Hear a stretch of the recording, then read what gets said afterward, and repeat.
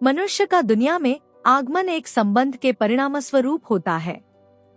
फिर उसकी परवरिश उन लोगों के बीच होती है जो किसी न किसी संबंध के कारण एक दूसरे से जुड़े हुए होते हैं। इस तरह कहा जाए तो मनुष्य का पूरा जीवन संबंधों के नेटवर्क में इधर से उधर होते रहने की प्रक्रिया भर है।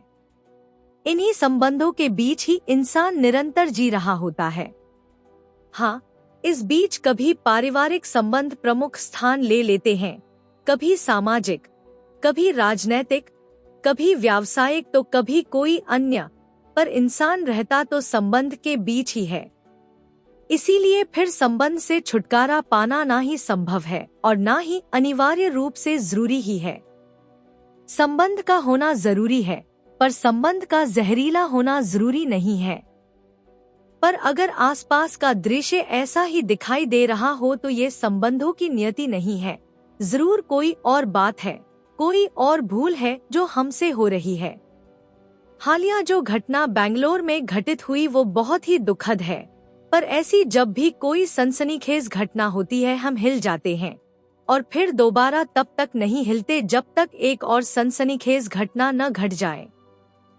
घटनाओं के बीच की हमारी निष्क्रियता यही दिखलाती है कि हमें समस्या घटना के घट जाने भर से है, उस पूरी प्रक्रिया से नहीं जिसके फलस्वरूप वो घटना घटी।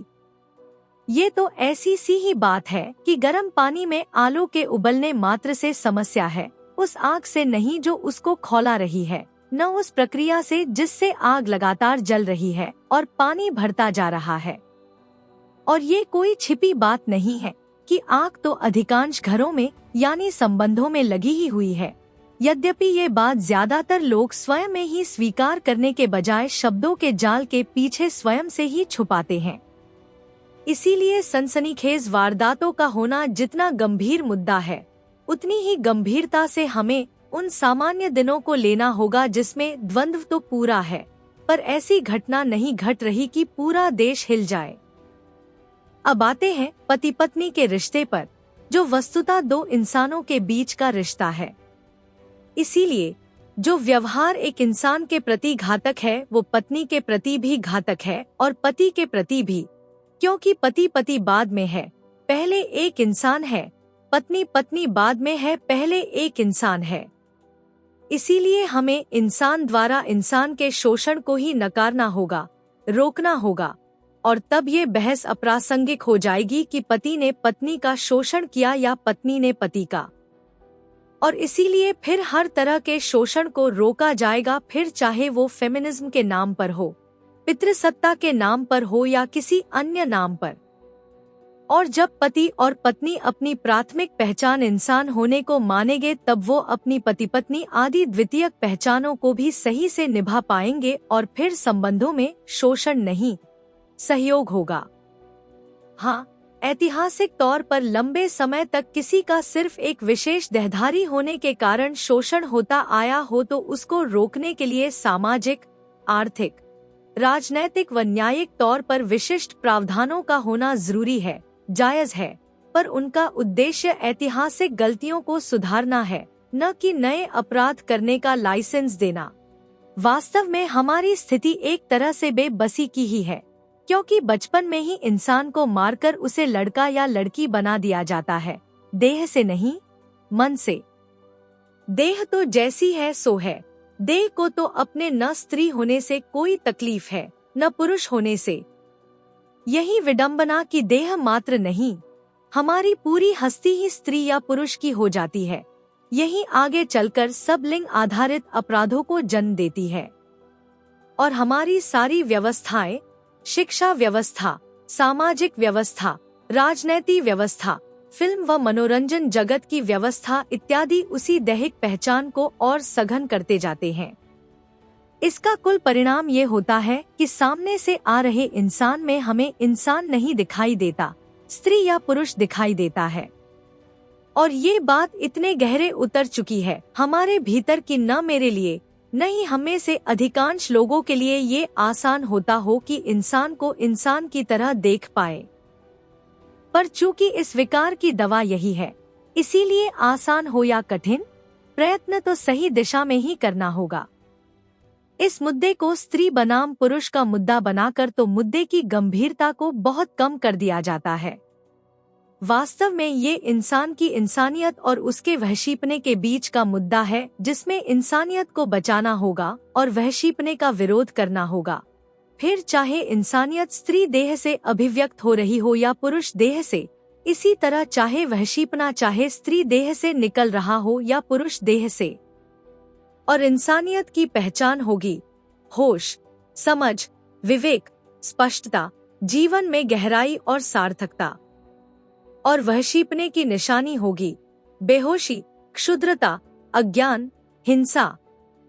हमारी वर्तमान सामाजिक व्यवस्था ऐसी है कि 20-22 की उम्र में ही अधिकांश लड़के लड़की विवाह संबंध के बंधन में बंध जाते हैं। और यकीन मानिए तब तक न विवाह का मतलब पता होता है न संबंध का। तो पहला काम तो यही किया जाना चाहिए कि इतनी जल्दबाजी न की जाए, ज्यादा महत्व जानने समझने पर लगाया जाए, ताकि जब किसी की जीवन भर के लिए संगति स्वीकारे तो उसे दोनों के लिए कल्याणकारी तरीके से निभाया जा सके। दाम्पत्य जीवन को एक दूसरे की संगति के रूप में देखा जाए, इसीलिए बहुत देख परख कर ही सही साथी चुना जाए। और सही साथी की पहचान होगी इंसानियत की वो पहचाने जिनकी बात ऊपर हुई, होश, समझ, करुणा, विवेक, स्पष्टता इत्यादि। दूसरी बात उनके लिए जो पहले से ही इस संबंध में बंध चुके हैं, वो याद रखें कि ये दुनिया है, यहाँ सब कुछ परिवर्तनशील है, बदलता रहता है।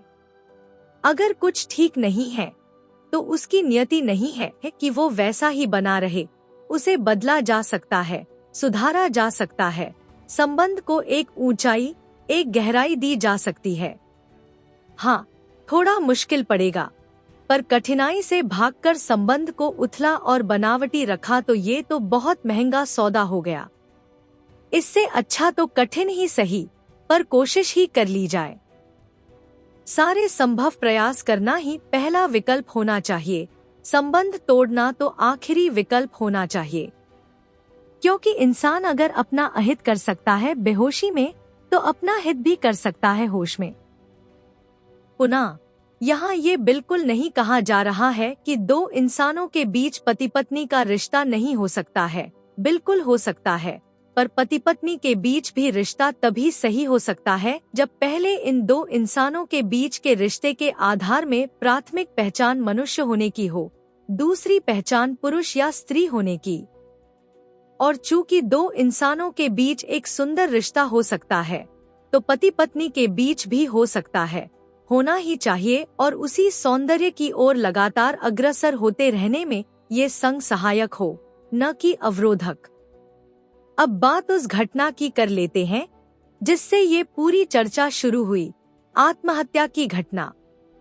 देखिए, आत्महत्या में या अन्य दुखद हादसों में मृत्यु होने में सिर्फ एक व्यक्ति की जान भर नहीं जाती, कई अन्य लोगों की जिंदगियां इस कदर प्रभावित होती हैं कि वो पूरी जिंदगी भर उससे उबर नहीं पाते।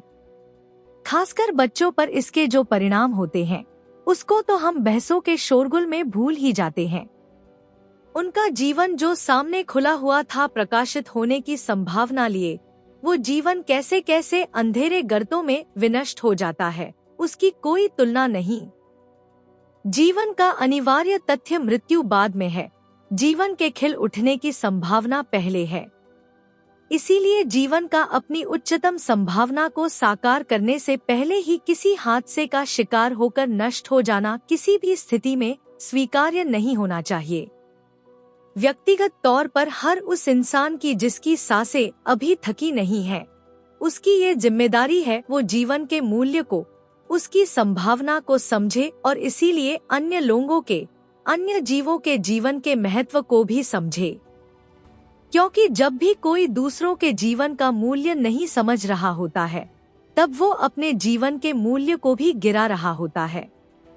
अंत में हमें इस बात को सब तक पहुंचाना होगा कि जब भी किसी मुसीबत से निकलने का अगर कोई रास्ता नहीं होता, तो आत्महत्या भी कोई रास्ता नहीं होता। सार्थक संघर्ष में जूझने, कष्ट झेलने में अपनी एक गरिमा है, और फिर क्या पता कोई रास्ता निकल ही आए। जीवन जो उच्चतम दे सकता है, उसके खातिर गरिमामय संघर्ष कोई घाटे का सौदा नहीं है। इस संघर्ष का सबसे महत्वपूर्ण पहलू तो यही है कि उन ताकतों, उन प्रभावों को छिटककर दूर फेंक दिया जाए जो इस संघर्ष को कमजोर कर हौसला तोड़ने का काम करते हैं। जीवन जिसे मिला है उसे ही जीना है, इसीलिए किसी के उकसावे में आकर अपने ही जीवन को नष्ट नहीं किया जाना चाहिए। कष्ट भले सह लेंगे पर जीवन के आगे कमजोर नहीं पड़ेंगे और कमजोर करने वाली भीतरी और बाहरी ताकतों के खिलाफ शान से लड़ेंगे।